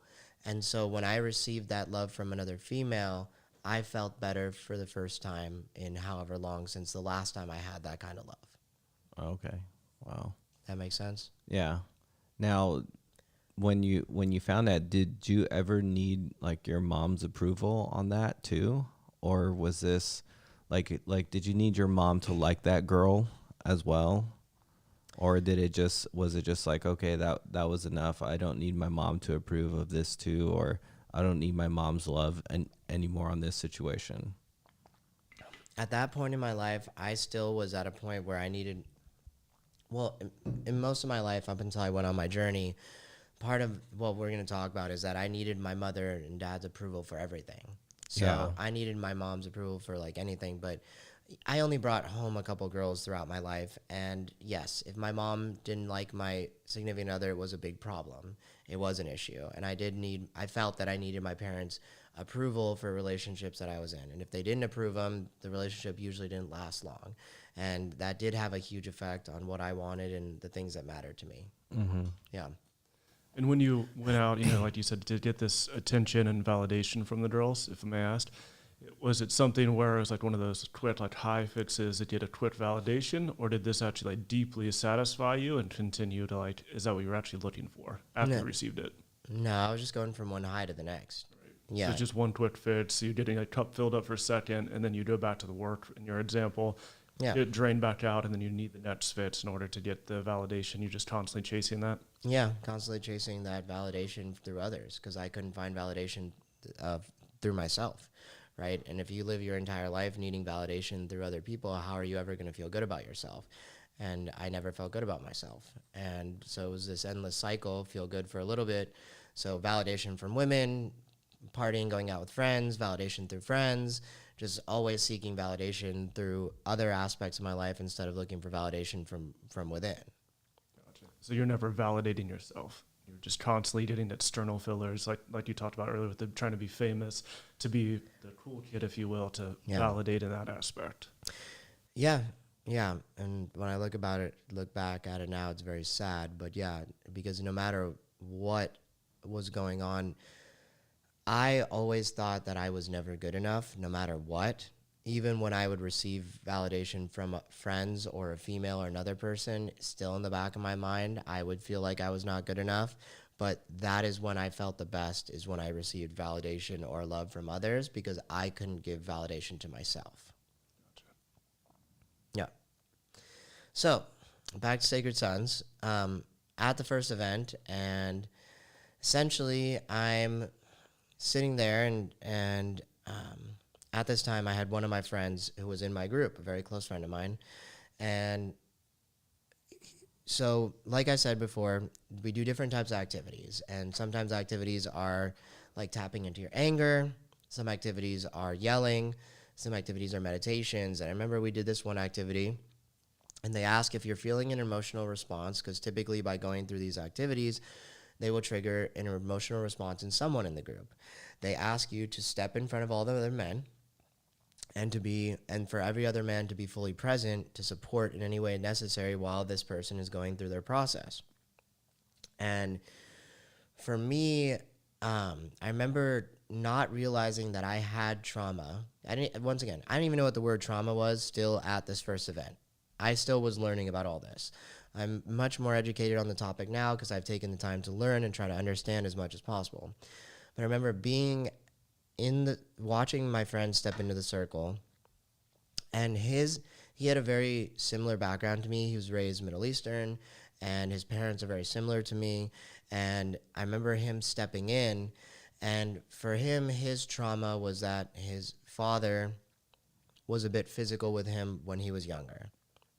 And he immediately broke down into being like a little child and going through his process. And essentially watching him go through his process, I started to realize that I had a similar trauma because it was having a strong emotional response within me because I immediately started crying and literally experiencing what he was going through and feeling what he was processing at that time. And through going to these events, a lot of people that I've spoken to are like, I'm too nervous. I don't know if I want to go. I'm scared. I don't want to have to be in front of everyone having to process what's going on in my soul. But what I will say is by watching other people go through their processes, you can also receive healing. We are all different people experiencing different things, but a lot of times we all suffer in similar ways, meaning, you know, if your dad abused you or your mom abused you, it's usually a similar repercussion. Or if you were molested, sometimes people, they turn out the same way. Or many times if you have an overbearing parent, or if you have a parent that's too loving, right? All of these things will have a similar result or affect people in a similar way. So even though you might not be the one in the middle of the circle in front of other men processing what's going on, you are still getting healing by just watching and participating in it.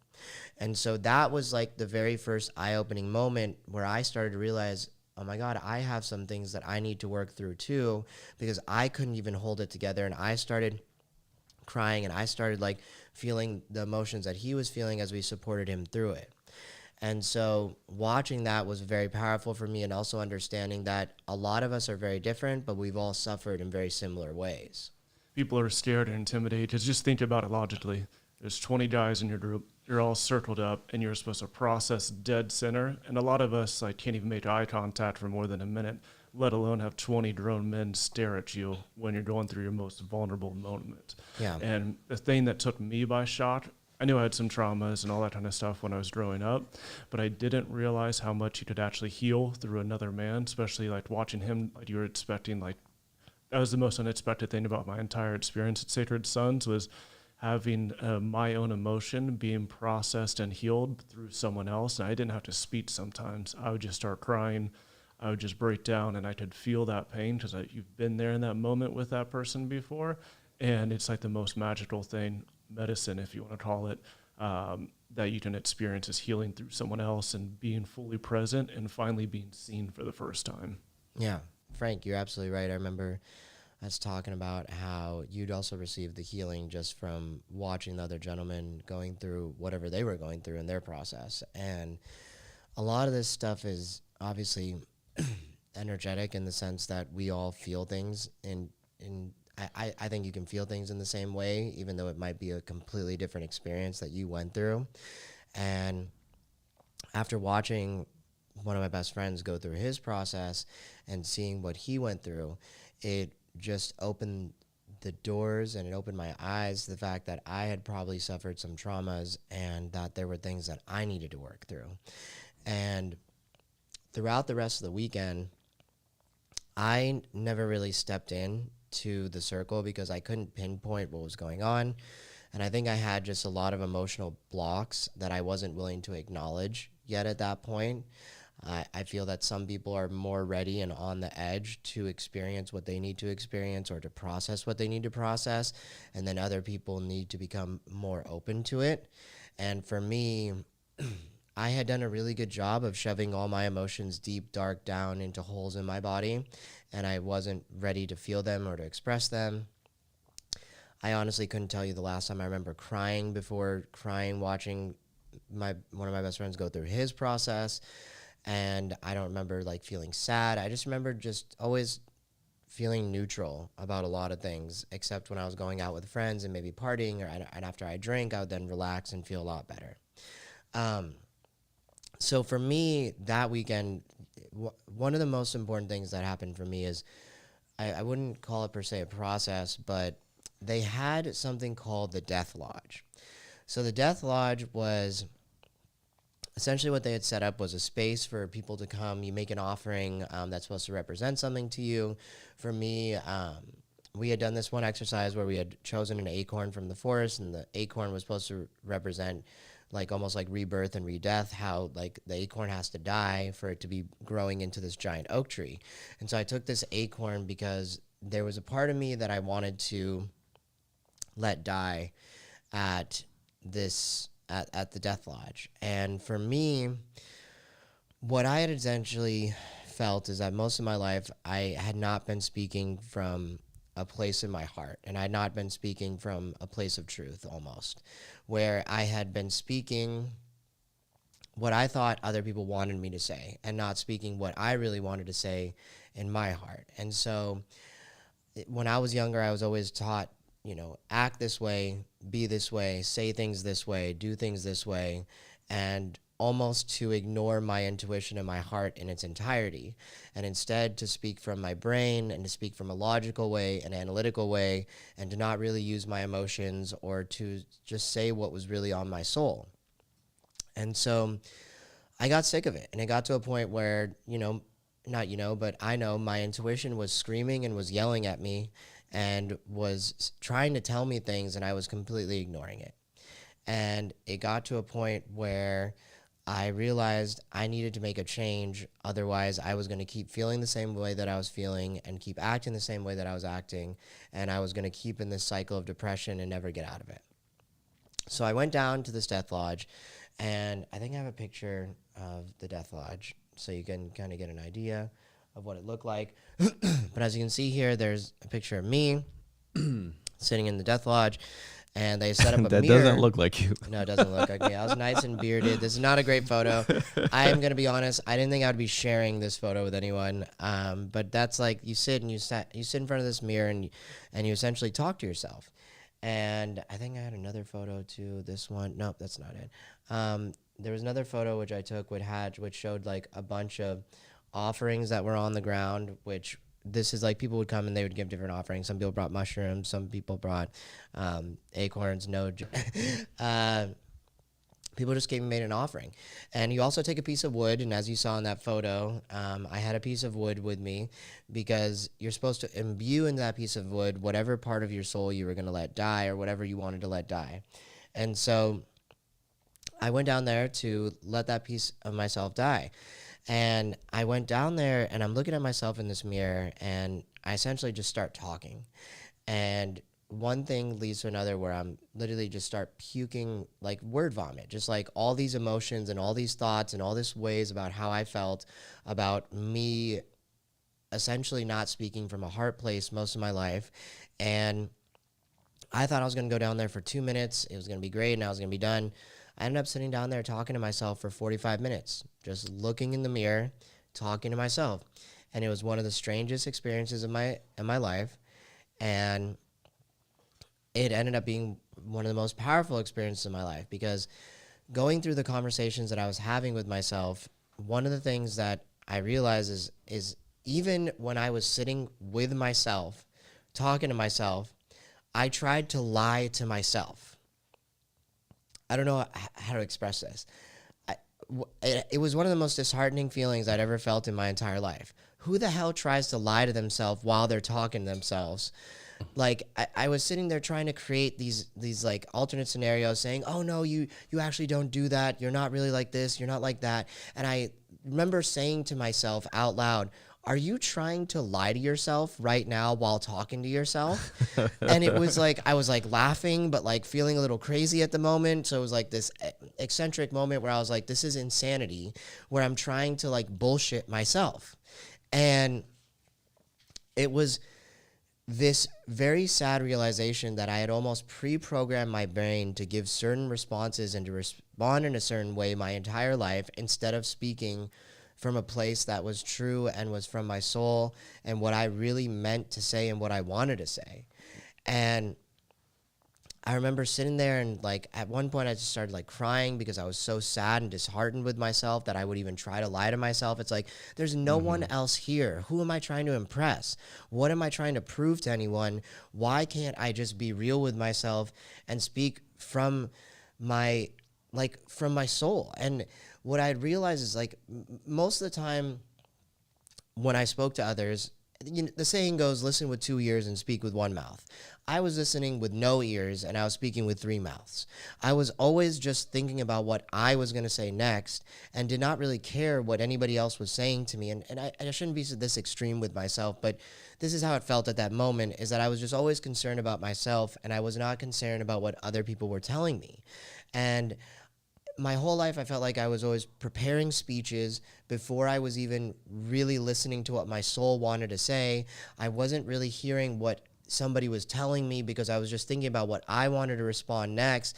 And instead of caring and giving somebody full presence, I was just caring and thinking about what I wanted. Was that because like you were saying earlier, someone was telling you to do this, or this was taught, or is just a response that you were trying to get, you know? I think it was a lot dealt with like my childhood trauma and a lot of the things that I suffered with as a kid, which was always being told to act and respond in a specific way and to always just be professional, to always be respectful, to always be good, to always support others, to always like be caring about others, to be compassionate to others. Like these are things I was taught. And so for that reason, I ignored how I felt a lot of the time, actually all the time. I didn't care about how I felt. I didn't care what my emotions were. I didn't care what I really wanted to say. I had to care about others and I had to think about what they wanted and to ignore what I wanted at the detriment of myself many times because that was the right thing to do, or at least that's what I was taught was the right thing to do, was to be respectful to others at all times and to make sure that I was putting up this front because the way I felt I was raised was you're going to go to these schools, you're going to do this good stuff, you're going to be a lawyer, then you're going to run for politics one day, and this is how you have to act and this is what you have to do. And so if it didn't align with those things, I wasn't allowed to say what I felt. And so I felt almost like preconditioned, like a computer. This is how you speak, this is how you act, and this is what you do. So I ignored my intuition. I ignored what I wanted to say and how I felt for the longest time. My whole life, not the longest time, my entire life. Wow. Yeah. That's pretty interesting because, I mean, I guess looking back at my childhood, I think there was a point where it was just like, yeah, this is you need to be respectful. You know, you need to act this way in certain settings, but I never took it to that extent, like bringing it towards like friends or like other people, you know, in different settings. I just kind of, I don't know. That's crazy. Yeah, I mean, that's interesting that you took it that way and that you were just, you know, or like even preparing speeches or thinking about what you were going to say next instead of, you know, living in the moment. I think, you know, that's I had no idea. yeah, I mean, dude, it was almost like painful. It was painful and it was painful and it was exhausting. Imagine you're just never saying what's on your heart, right? Like you're always having to create a speech. Were you afraid to say what you were feeling, or you just didn't? It was just like, no, I gotta say this, or Yeah, I was terrified. I was always trying to say what I thought other people wanted to hear because I didn't think that they really wanted to hear what I had to say, and that my opinion didn't really matter, and that what I really felt was not important. And so, yeah, I just shoved that down and I ignored it. And so I just always wanted to speak and say what I thought other people wanted to hear and say. And, you know, I think it's important too. I think I should just give some context.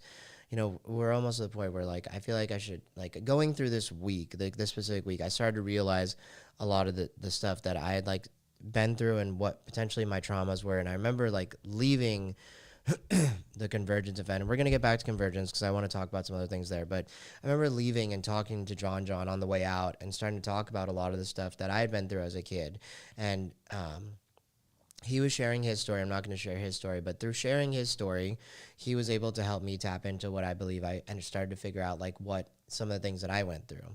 So to give a little context, I first want to say, you know, I love my mom with all my heart, and my mom did the best she could and raised me the best way that she knew how to raise me. And the way she raised me sometimes just had emotional impacts on who I am as an individual. And I don't want to use the word, I don't have a better word other than trauma.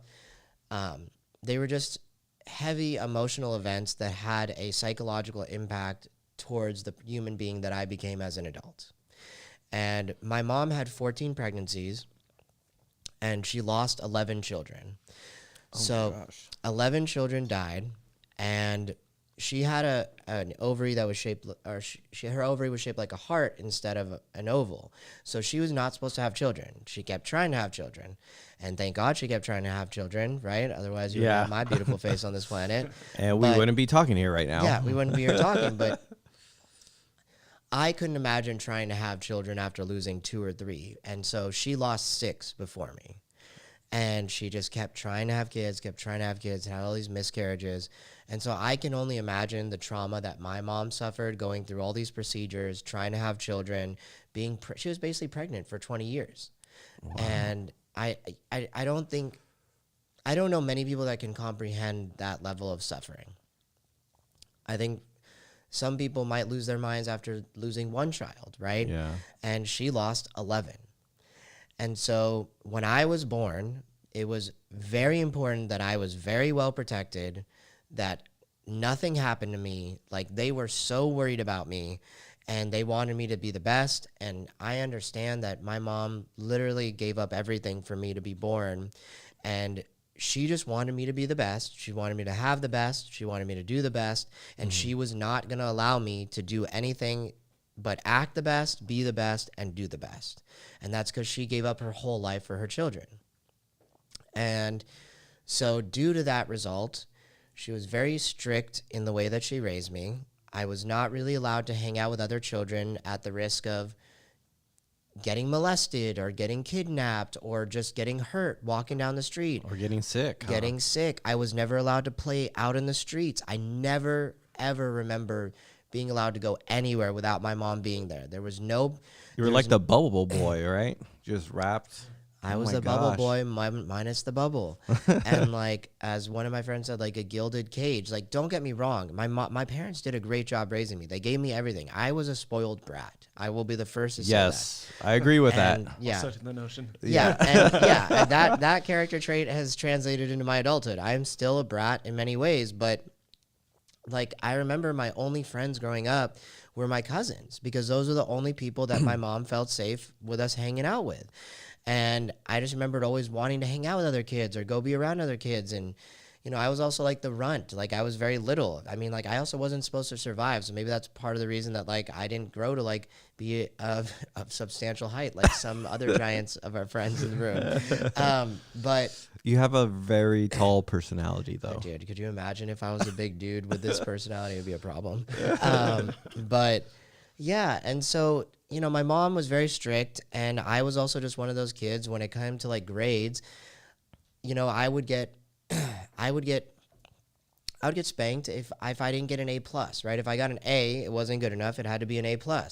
If I did a speech and I didn't get first place and I got second place, it wasn't good enough. If I got class salutatorian and I wasn't valedictorian, it wasn't good enough. If I wasn't class president, I shouldn't participate at all.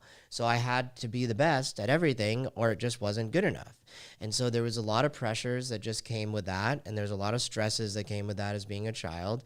And you know, I didn't have the stresses that many people have suffered in their lives, but like I said in the beginning, my traumas and my suffering and what I went through, and I don't know, using those words is harsh, but just what I went through as a child is what I went through, and it had the psychological effects that it did, and it was heavy for me as to where I was as a person at that time. Sure. And that was what, like, I went through as an individual. And so the way that my mom raised me and the way that my dad raised me, and I say my mom because my dad raised me, and I have a lot of my best traits because of my dad, but my mom particularly raised me because she was the one there every day watching over my shoulder, making sure that I did things right, I acted a certain way, and I did things a certain way. And I think that I frustrated the fuck out of my mom. I know I have a lot of energy. You call me Turbo. So I can imagine what I was like as a kid. I probably was a menace. I know I asked so many questions. I probably asked a billion questions that my mom did not have the answers to, and Google wasn't a thing back then. You know, I just have always been naturally curious, and I believe that I just drove my mom insane. And I know kids nowadays, you think that you shouldn't get an ass whooping, but that's just how you raise your kids back in the day. You get an ass whooping. And sometimes you deserve an ass whooping, and I can say I deserved most of my ass whoopings. Yeah. And some ass whoopings were worse than others, But I definitely drove my mother insane, and she did a great job because I think I turned out decently okay. Yeah. Decently. Could be worse. It could Yeah. be worse. I mean, I've known you for 10 years and I get frustrated too. Yeah, I mean, you get frustrated every 10 minutes. But yeah, I just, she did the best she could, and she raised me the best way she knew how, and she gave up a lot of her life to make sure that I was alive, and I'm very grateful that she did the things that she did. And so the things that I'm going to talk about when it relates to trauma and emotional responses that I had, it's just like, these are how I responded to the specific stimulus and the specific events that I went through, right? And so when I talk about my processes and things that I went through, just know that, yes, they were very heavy for me, but my mom did the best she could. She's an amazing woman, and I don't want to say anything negative about her because I care about her deeply, but this is just how I was affected emotionally, mentally, and physically throughout my entire life. Yeah. Yeah, and I guess with that being shared too, can you guys like think of some ways that you guys suffered like some traumas in your lives and how your parents raised you? Yeah, so I think everybody, well, I'll just say just like you. I went through kind of similar, I don't know.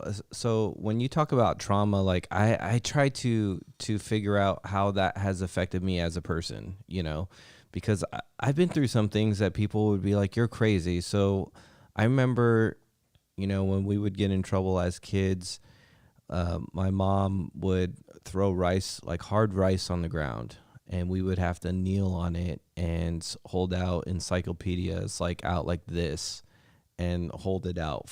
You know, it's almost like torture. Like it was just like, you know, and I remember getting whooped on our feet while we were doing that too. Like they would like get a belt and like hit our feet, and just like some crazy stuff. I remember, you know, one of our cousins, you know, being tied up outside, you know, and I hear some of the stories too, and I don't know if I just blocked it out or if I just don't remember, you know, when one person would get in trouble, you know, everyone would get in trouble, and they would line us up and they would just like start the whooping train, and everybody would get an ass whooping. It was just like the norm, you know, and I don't know how that has affected me, you know, because I'm a pretty easygoing person and I don't let a lot of things get to me. And maybe that's one big thing is like I've been through a lot, and just everything else doesn't feel as rough or as tough as that was, you know. I mean, of course, everyone remembers getting their ass whooped and crying, and, you know, I think I shared this story on one of the other podcasts, but my brain kind of thinks differently. Is like, you know, when I would get whooped, I would look at it as almost a game. Like my dad, I remember one time, and he was pissed, but like he couldn't help but laugh too. It's like I went into the closet, you know, dropped my pants, and they went to go to whoop me, and I would move out of the way so that they would miss, and I would just start dying laughing because I thought it was hilarious. And that's like where my brain was, and I was just like, oh my gosh. But I think trauma that I remember was more of like physical things. Like I think I remember I almost drowned one time, and I was afraid of water for a long time, and I didn't want to get into water or swim, and I just had to, you know, one day just get over it and be like, hey, you know, like everyone can swim, everyone can get into water, you know, like why can't you do it? I remember also when I was a kid, like we're walking home, and I remember I walked ahead of everybody, and I was like, oh, I'm going to be the first one home. And then these dogs came out of nowhere. So I lived in Guam at the time. And if you've never been to Guam, or I don't know if this is like happens on all islands, but there's dog packs that just roam the street, and they'll chase your cars. Like they'll chase you on your bike. They don't care. It's like a wolf pack, you know? And so I went ahead and like walked in front of everybody, and I remember getting chased down by this dog, like, and I come running around the corner screaming, running down the street. And I ended up jumping on a car, and we were all laughing about it later. But I remember I was like, I did not like dogs for a while, and I just had to kind of like overcome it and get with it. But back to your point earlier, is like I don't know how my childhood trauma has affected me yet, or maybe I haven't ran into any situations. But those are some of the stories that I remember, from my past. But I guess the other thing was, my dad, like, I hated when he would like look at us like with that stare down. And for a long time I didn't like looking at him in his eyes, and I didn't like looking at other people when I was in trouble or like when something happened. And now I'm over that. Like I don't mind, I think I had an epiphany one day while we were all hanging out having fun, and I noticed something that I was doing that kind of reflected my dad. And I was like, I don't want to be like my dad. And it was just so weird. And I was like, it was almost like an immediate thing. Like, I need to change that like real quick. Yeah. And it was with, my wife, and I didn't like arguing, and I didn't like fighting. And if something bothered me, I think we all do this sometimes, is like we ignore the problem, or we just don't talk about it, or we walk away from it, and we wouldn't say anything to each other. And I had a conversation with her, and I was like, hey, that needs to change. Like, we don't go to bed angry at each other. We talk it out and we talk through it. Like, that's not healthy, and I don't want to be like that. And I guess those would be kind of like the trauma stories that I guess for me stand out. I know you want to hear like the other crazy stories, Joe, about my childhood, because it's funny. But I'll tell that. I'll retell it because Frank wasn't here for that. But I didn't even know this. So maybe, you hear like people blocking out trauma, right? And you don't remember any of these stories. And I didn't know this like happened. And we were all sitting I went to a family reunion, and we're telling our war stories of our families. And what'd you call this cocktail? Molotov cocktail. So my aunt was telling us the story. She was like, yeah, when you guys would get in trouble, she was like, your grandfather would lock you out on our porch. And so it was like one of those porches like in front of the house that had kind of like a screen like that wrapped all the way around, and like a lock and a door. So all of us cousins were out there. There's probably like 10 to 12 of us out there. And our neighbors were throwing, let's say it again, Molotov cocktails at us, like little kids, and it almost like we were in a war zone. They're throwing it over our fences, and it's like breaking, and like things are bursting on fire. And so for those of you who don't know what a Molotov cocktail is, it's essentially like a bottle of liquor where you stick like some type of cloth inside of it, and then you light it on fire, and then you throw it, and so when it explodes or the glass breaks, it's literally like a fire bomb. Yeah, it's and like I love napalm. How you're just casually talking about a Molotov cocktail when you got Molotov cocktail as a child. This is a trauma. We're gonna categorize this right now. Category 5 trauma. Yeah, which is crazy. And I remember they told us like, that there was a car that caught on fire, and it was just like a whole scene. But I lived in Oakland at the time, and like, dude, Oakland is a pretty rough place to live. I mean, even still now, if you go up there, you see things happening on the street, you're like, oh my gosh, I can't believe this is happening.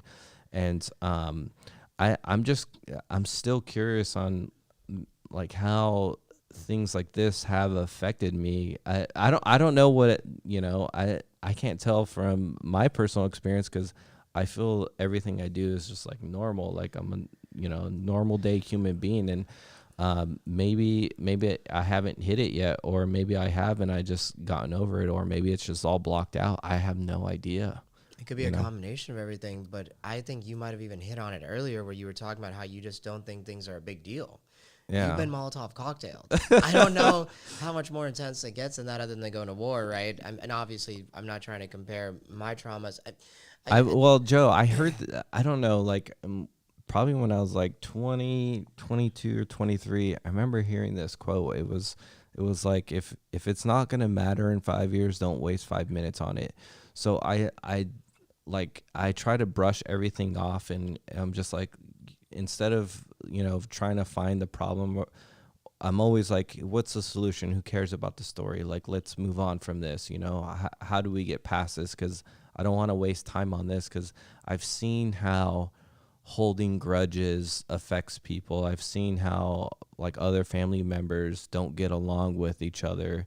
And, I don't want that. I also don't want negativity in my life, so I don't waste time on it. And maybe that's how it's, changed me, or how I've grown up has molded me into like who I am.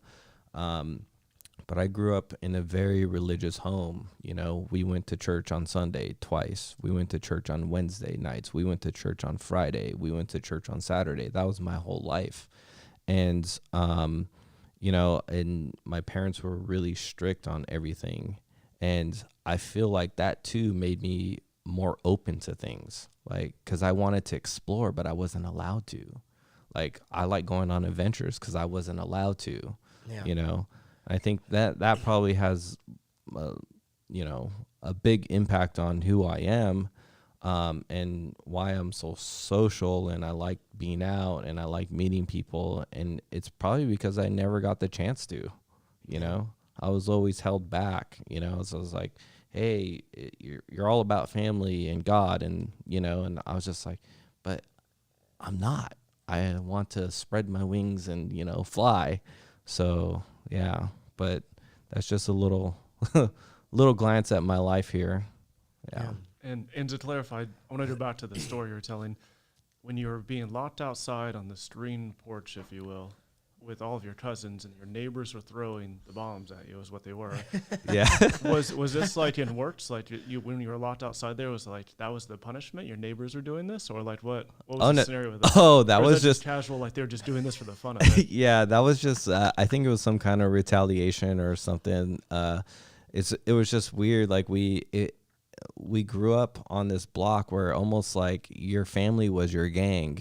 Right. And it was like, oh, you're with that family, it's either like they respect you or they don't. And then it's just like, you can either get in a fight or you can, throw stuff at each other. Or like, it was just really bad. Like I remember like, I mean, most of my childhood was like cops running through our backyard, like chasing people. And it was bad. But when you're a kid, what do you know? Like, you don't know anything better. It's just the normal at that point. That's what I thought. I was like, oh, this is normal. Oh, it's normal to get whooped. Hey, go outside and grab a tree branch because that's what we're going to whoop you with today. Like, okay, I'll go find one, And it was just like, okay, maybe I shouldn't try to get in trouble, I just didn't understand if someone else did something bad, how it was your fault and you would get in trouble for it too. That was crazy. Yeah. But even some of the stories, like, like hearing, like I don't know if I was even part of this, but, my cousins were talking about that we would get tied up outside and left outside overnight, till the morning. Like, that's crazy. Like, I mean, to even hear a story like that that can't be true, Yeah, it's very true. Right. And I can't imagine. I mean, today you would be torched if you did that to your kid, Imagine catching that on a TikTok. But yeah, talking about going viral. Yeah. I'm going over the fence, and like that's the number one. Yeah. But what's weird too is like most of our like me and like my cousins, we're all kind of the same. Like we're just like the biggest jokesters in town. We laugh at everything. We have a good time. Like nothing bothers us, you know. It's just so weird. But I mean, just just going through all that stuff, I'm like, wow. I'm like, I never take the time to sit and digest it because I was just like, oh, that was normal, you know. And then you hear other people tell their stories, you know, from anywhere, and you're just like, wow, we had totally different types of childhood experiences. But what really gets me is if you look at like my immediate family, we all turned out different. Like we all just kind of went our separate ways, and we're like different people in our own right, but we went through like the same thing, which is crazy, you know? Yeah. But yeah, it's, I don't know, for all of you that are listening, it's a lot to take in, but you know, I don't hold it to myself or think anything bad of it. I just think that's like what we went through, and that's how, you know, it was normal, like growing up, you know? Yeah, but this goes back to exactly what you're saying. Your immediate family, you all went through the same thing, but each one of you turned out completely different, which goes back to each traumatic experience is subjective. Yeah. How did they experience it? How did you experience it? And what result did that have as you became an adult and as you translated that experience in your own mind? And so that's why I tried to set that preface before, where it doesn't matter what happens to who, everyone takes it differently. Because, for example, like a molestation thing could be like normal to someone. He's like, well, I don't know anything different. I thought it was normal for this family member to do this stuff to me, right? Yeah. And everybody's experience is subjective, and you have to take that into consideration when you're supporting others or when you're listening to others. And I just recommend that don't let other people, you know, your experience is going to be your own. And if you are supporting another person, try to understand their point of view, but you might never be able to understand it.